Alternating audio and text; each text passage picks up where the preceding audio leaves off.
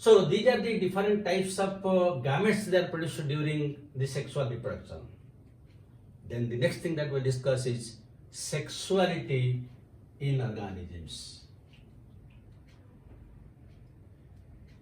Sexuality in organisms. So sexuality in organisms means there are some organisms which produce both male and female gametes by themselves, and this is found both in case of higher and lower plants. If you take the lower plants, suppose you take the case of Mucor mucedo, this plant is homothallic. That means it produces gametes, both male and female are produced by the same plant, Mucor mucedo. But if you go to this Rhizophus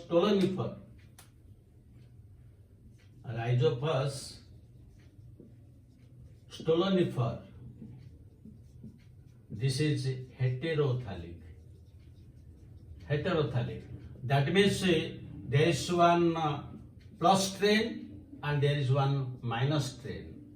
And when the gametes coming out from plus and minus combined together, then only one new plant will be produced in case of Rhizophus. So this is homothallic, or you can call it as monoecious, and this is heterothallic, we can call it dioecious. These are found in case of lower plants. But let us take the example of higher plants. In case of higher plants, you will mark two different things. In case of higher plants, the flowers of a plant may be bisexual or it may be unisexual. That means in the same flower both the androecium and gynoecium are present, the stamens and carpels are produced, that is bisexual. But if the flowers are unisexual, in one flower only the stamens are present, the other only the ovary is present, then that is unisexual. The unisexual may be staminate. Staminate means only the stamens are present. So this is the male flower. And if only ovary and carpels are present, then this is pistillate. Or this is the female flower. So this represents the staminate and pistillate. It represents only the flower. But what about the plant? When the flowers are unisexual, it gives rise to two conditions. One is monoecious, the other is dioecious. What is the meaning? Monoecious means both male and female flowers in same plant. While here the male and female flowers in different plants. This is the basic difference. So what is the common example? Here the common example is all the members of a cucurbitaceae family. And we can take the representative. The examples here is cucurbita. Second example is castor. Third example is maize. And the fourth example is coconut. In all these cases, you will find in the same plant male flowers are present and also female flowers are present separately. This you might have marked in case of cucurbita. But in case of dioecious, the male plants and female plants are completely separate. In one plant only male flowers will be there, in other plant only female flowers are there. And the common examples here is date palm, and another example is papaya. So these examples are very, very important from examination point of view. So this is how the different the monoecious and dioecious plants are present in case of higher plants. But again, this monoecious dioecious condition is also found in case of lower plants like algae and bryophytes. So what are the different examples? In case of the lower plant, let us take the example of algae. And one very common example is Cara.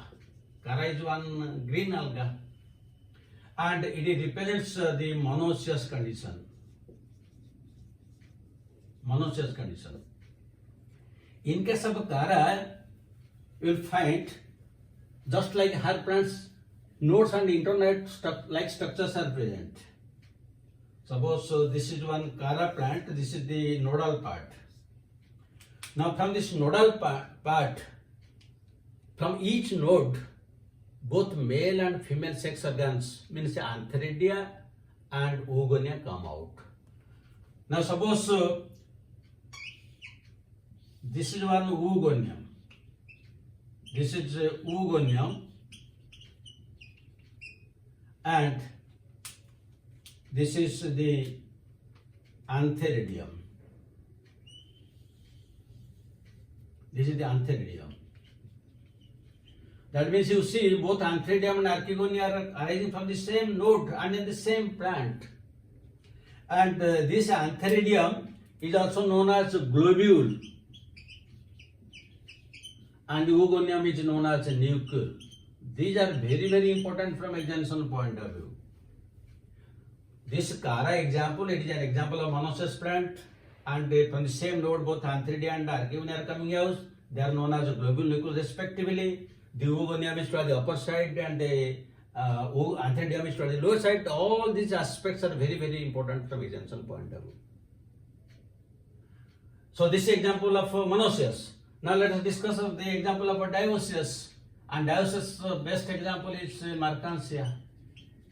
It represents the dioecious, example of a dioecious. So in case of Markansia, what happens? The male and female plants are completely separate. Suppose this is one Markansia plant, this is also another Markansia plant. Now from this, one structure will come out and it will give rise to cap-like structure like this. And this is known as archegoniophore. Archegoniophore, because archegonia will be developed here. While in the other plant, this is a cap-like structure and this is known as antheridiophore. Antheridiophore, because it will give rise to antheridia. So you see, Kara is an example of a monoecious, while Markansia is an example of dioecious. Very, very important from examination point of view. So these are the different cases in case of plants. But what about animals? In case of animals, and particularly in case of higher animals, you will find the animals are usually unisexual. Like plants, you will not find that in the same organism both male and female sex organ there. They are completely male and female are different and they are known as unisexual. So usually animals are unisexual. But again you will find some exception is there. There are some animals which are bisexual or hermaphrodite. Bisexual or hermaphrodite. So bisexual hermaphrodite are rare, but still then some examples are there. You can take the example of the sponge, then tapeworm, then the earthworm, and leech. These are the organisms where you have read about earthworm. The same earthworm has both male and female sex organs there. So these are considered as bisexual or hermaphrodite. So this is some aspect of the sexual reproduction. The rest part we'll discuss next video. But before that, I will give you questions. So question number 1, you can write. Now question number 1 is which of the following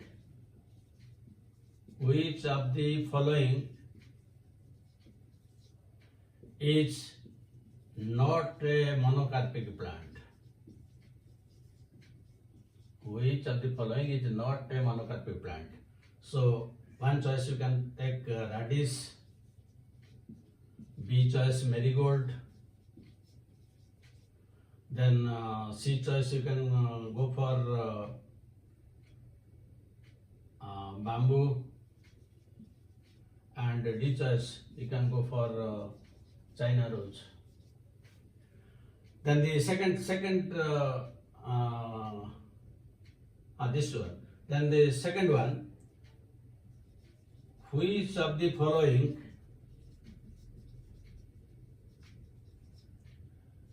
is not an example of hermaphrodite animal? So A choice you can write sponge, B choice you can write